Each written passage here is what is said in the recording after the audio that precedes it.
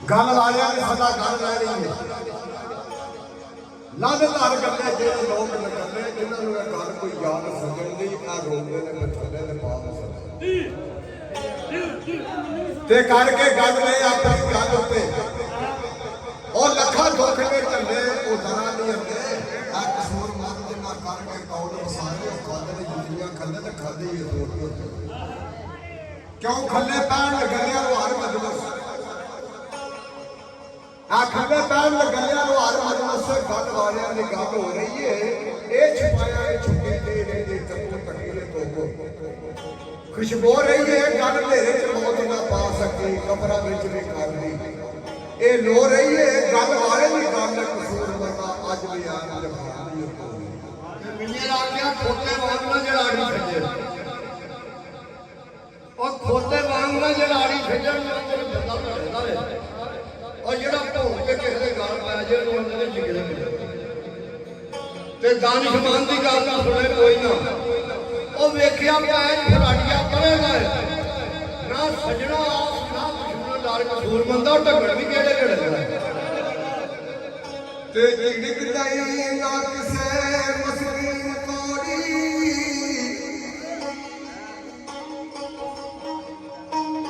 ते जिगड़ जाई ना किसे मस्कीन कोड़ी नानक दिलां नू चीर भी आ जावे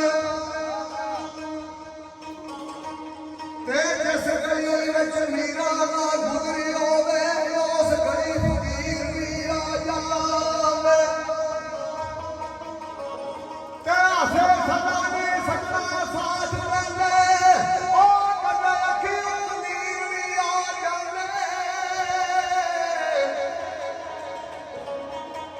ते जगे और दे दिन सरदार साया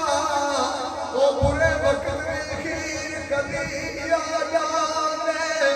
बे तो भी बोल ना जाए बे करे शिकवा आ तो भी बोल ना जाए ते करे शिकवा आ जामा नहीं आ नाल दा साफ होया केड़े रब नु लगना दस्त से यो जेने बंदियां दा फिरे आ खिलाफ होया सोना करे ना उसका बड़े दे मर मेहरबान ने जदों आ शराब होया ओ वैरी बंदे दा जो भी सरदार साया ओदा कदे कसूर नहीं माफ होया ते बाबा कसूर वालों ते आंदा पिया कोई कुछ आखे